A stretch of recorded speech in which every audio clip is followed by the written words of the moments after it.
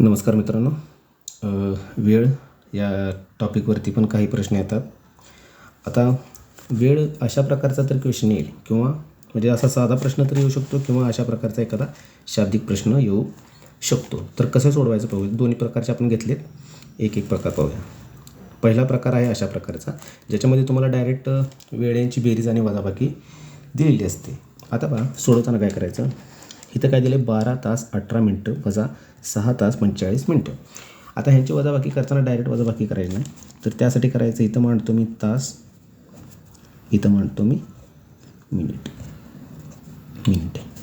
ठीक आहे. तासाच्या कॉलममध्ये तास लिहूया 12 आणि मिनटाच्या कॉलममध्ये मिनिट 18. दुसरं वजा तासाच्या कॉलममध्ये तास, मिनटाच्या कॉलममध्ये मिनिट.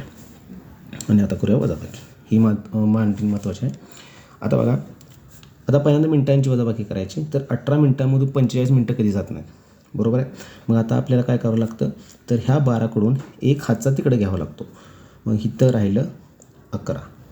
12 तासापैकी 1 तास दिला, पण इथला 1 तास म्हणजे इकडची किती मिनिटं झाली, 60 मिनटं. म्हणून काय करायचं, इथं हातच्याला 1 न लिहिता 60 घ्यायचं आणि ह्या दोघांची करायची इथं बेरीज.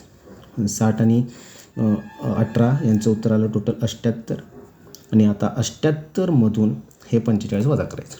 78मधून 45 वजा केलं म्हणजे 8तून 5 गेलं 3 राहिलं, 7तून 4 गेलं 3च राहिलं. ठीक आहे, बरोबर आहे. आणि आता इथं काय 11 तासातून 6 तास गेलं, राहिलं किती, 5 तास. म्हणजे उत्तर काय आलं तुमचं, 5 तास 33 मिनिट.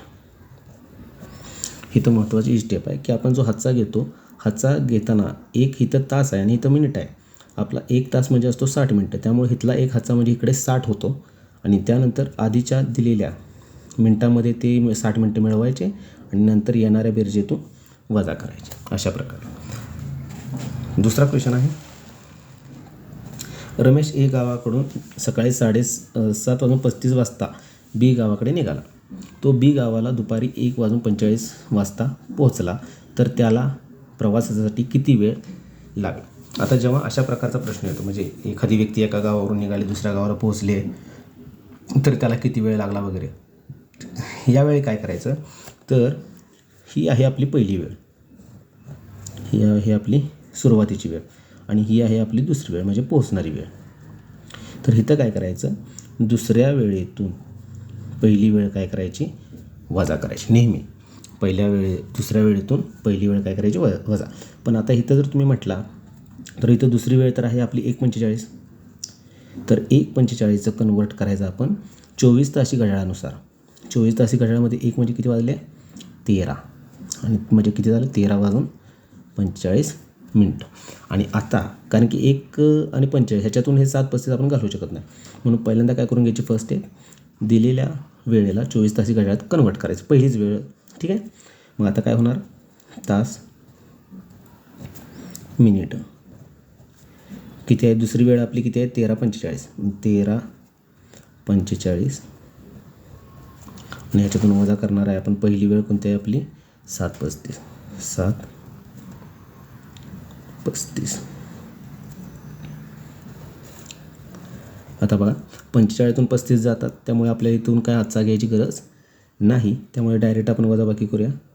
5तून 5 गेले 0, 4तून 3 गेले 1 आणि इथं 17तून 7 गेले, राहिले किती, 6. म्हणजे उत्तर आलं आपलं प्रवासासाठी लागलेला वेळ 6 तास 10 मिनिटे.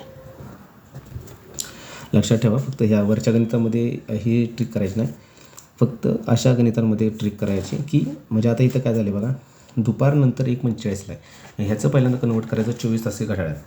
तेच केलं, पहिल्यांदा 24 तासी घड्याळात कन्वर्ट करून घेतलं, ते किती आलं, 13:45. आणि मग दुसऱ्या वेळेतून पहिली वेळ काय करायची, वजा करायची. सांगितल्याप्रमाणे ही आपली दुसरी वेळ आहे आणि ही आपली काय आहे, पहिली वेळ.